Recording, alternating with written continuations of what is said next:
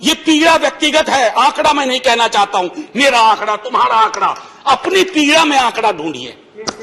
एक व्यक्ति नहीं है इस देश में, इस सदन में, सदन के बाहर, उस सदन में जो ये कहे कि उसने किसी जानने वाले को ना खोया हो। डेड बॉडी के बिहाफ पे आपसे माफी मांगता हूं, डेड बॉडी के बिहाफ पे आपसे माफी मांगता हूं। जय हिंद। कलेक्टिव फेलियर है 47 से लेकर अब तक की सारी सरकारों का। किसी आंकड़े की बात नहीं करनी है, हमें देखना है कि जो लोग गए वो जिंदा दस्तावेज छोड़ के गए हैं हमारे फेलियर का। मुफ्त वैक्सीन, मुफ्त इलाज, मुफ्त राशन नहीं साहब, कुछ मुफ्त नहीं है, उसका स्टेट है, इस वेलफेयर स्टेट का कमिटमेंट है, उसको आप डिनाग्रेट मत करिए।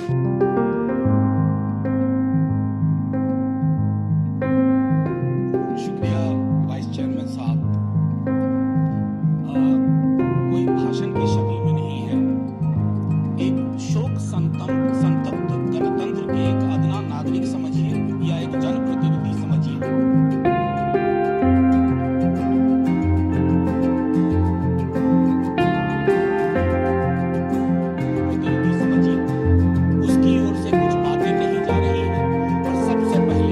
माफीनामा उन तमाम लोगों को जिनकी मौत को भी हम एक्नॉलेज नहीं कर रहे हैं, जो हम जान ही रहे हैं कि वो मारे गए। तो ये माफीनामा सर सिर्फ मेरा नहीं है, मैं इसलिए ये बात कह रहा हूं कि मई के महीने में मैंने 6 आर्टिकल लिखे, संसद चल नहीं रही थी, कहां अपनी शिकायत ले जाते, किससे कहते। मुझे भाजपा के मित्रों ने, कई साथियों ने कॉल किया, बधाई दी, मैं उनका भी एहतराम करता हूं और कहता हूं कि ये भरोसा इस सदन का है कि हम सबको एक साझा माफीनामा उन लोगों के नाम भेजना चाहिए जिनकी लाशें गंगा में तैर रही थी। किसी ने कह दिया ये, किसी ने कह दिया वो।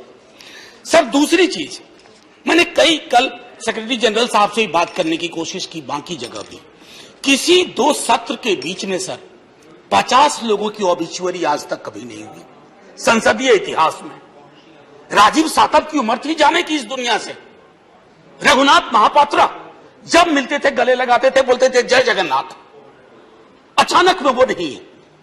ये पीड़ा व्यक्तिगत है, आंकड़ा मैं नहीं कहना चाहता हूं, मेरा आंकड़ा, तुम्हारा आंकड़ा, अपनी पीड़ा में आंकड़ा ढूंढिए। एक व्यक्ति नहीं है इस देश में, इस सदन में, सदन के बाहर, उस सदन में जो ये कहे कि उसने किसी जानने वाले को ना खोया हो। सर पीड़ा कह सकता हूं। ऑक्सीजन के लिए लोग फोन करते थे, हम अरेंज नहीं कर पाते थे। लोग समझते हैं सांसद है, ऑक्सीजन पिछा देगा। 100 फोन में पूरे दिन में शाम को बैठ के देखते थे, सक्सेस रेट 2, सक्सेस रेट 3। हमको कौन सा आंकड़ा कोई बताएगा साहब? हमको नहीं चाहिए, किसी आंकड़े की बात नहीं करनी है, हमें देखना है कि जो लोग गए वो जिंदा दस्तावेज छोड़ के गए हैं हमारे फेलियर का। मैं आपकी बात नहीं कर रहा हूं साहब, आप कहिएगा 70 साल में कुछ नहीं हुआ, मैं उसमें जाना ही नहीं चाहता। ये कलेक्टिव फेलियर है 47 से लेकर अब तक की सारी सरकारों का। क्या बना दिया हमने? मुझे पता नहीं था कि अस्पताल और ऑक्सीजन का क्या रिश्ता होता है सर। ईमानदारी से कहता हूं, मैं मेडिकल बैकग्राउंड से नहीं आता हूं। सुबह से लोगों को दिखता था ऑक्सीजन, ऑक्सीजन, रेमडेसिविर। मैं तो दवाइयों के नाम तक शुरू में सर प्रोनाउंसिएशन चेक किए कि कैसे उच्चारण करूंगा। ये हालत है। और तब हम आंकड़ों की बात कर रहे हैं, तब हम ये बात कर रहे हैं थैंक यू फलाना साहब, चिलाना साहब। सर मैं यहां से निकलता हूं, बहुत बड़ा विज्ञापन लगा हुआ है, मुफ्त वैक्सीन, मुफ्त राशन, मुफ्त इलाज।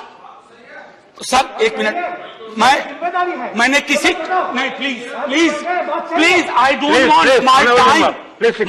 मैं किसी दल की ओर से आज नहीं बोल रहा हूं, मैं दावे के साथ कहता हूं, मैं लाखों लोगों की ओर से बोल रहा हूं जो यहां बोलना चाहते हैं। अब मेरी बात सुनिए, आज शिकायत नहीं कर रहा हूं आपसे। ये वेलफेयर स्टेट है ना, एक साबुन की टिकिया अगर कोई गरीब गांव में खरीद रहा है ना सर, तो अडानी अंबानी के बराबर का करदाता है। आप उसको कह रहे हो मुफ्त वैक्सीन, मुफ्त इलाज, मुफ्त राशन नहीं साहब, कुछ मुफ्त नहीं है, उसका स्टेट है, इस वेलफेयर स्टेट का कमिटमेंट है, उसको आप डिनाग्रेट मत करिए, डेमोनाइज मत करिए, उसे बौना मत बनाइए। ये आग्रह है मेरा। सर मैं इससे पहले की कुछ और बातें कहूं, मेरे पास अभी वक्त है। सर इस कोरोना को मैं भी मानता हूं मेरे पूर्व के वक्ता कुछ कह रहे थे, ये चैलेंज है हमारे लिए सर। बहुत बड़ी बड़ी बातें नए नए कानून की हो रही है। राइट टू हेल्थ की बात क्यों नहीं करते हम लोग? राइट टू हेल्थ, स्वास्थ्य का अधिकार, उसमें कोई किंतु परंतु लेकिन परंच नहीं, सीधे तौर पे स्वास्थ्य का अधिकार constitutionally guaranteed, right to life के साथ लिंक करिए। किसी अस्पताल की मजाल नहीं होगी कि वो उस खिलवाड़ कर पाए उस राइट टू लाइफ का, करना नहीं चाहते। राइट टू वर्क, उस पर काम करिए। पॉपुलेशन को लेकर के बहुत बातें हो रही हैं साहब, डेमोग्राफी को डेमोग्राफर्स को छोड़ दीजिए, बड़ा संश्लिष्ट विज्ञान है, लेकिन ये हम कर सकते हैं इस सदन और उस सदन में। Right to life, right to work पर लेजिस्लेशन लाइए ताकि कोई आपदा आए। अभी तो हमारे लीडर ऑफ हाउस नहीं है, नए नए बने हैं, उनसे मैं कहता जब वो रेल मंत्री थे, हॉस्पिटैलिटी सेक्टर के लोगों को निकाल दिया गया। इसी कोरोना काल में मैंने लगातार आवाज उठाई, कोई सुनने वाला नहीं है सर, कोई नहीं सुन रहा। अगर आप सांसद की नहीं सुन रहे हैं तो जो छोटे अदना संविदा वाले नौकरी से निकाले गए उसकी कौन सुनेगा सर? एक और अद्भुत चीज हुई इसी कोरोना के दौरान, माननीय उपसभापति महोदय, जब हाहाकार मचा हुआ था हॉस्पिटल के लिए, आईसीयू बेड्स के लिए,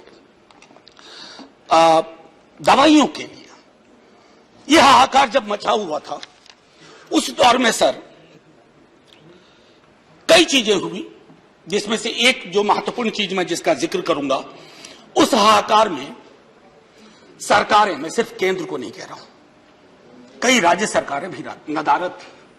वो 1.5 महीना कैसे बिताया है इस मुल्क ने, हमारे सदन के कोई लोग बड़े मुश्किल से बच के आए हैं, मैं नाम नहीं लूंगा।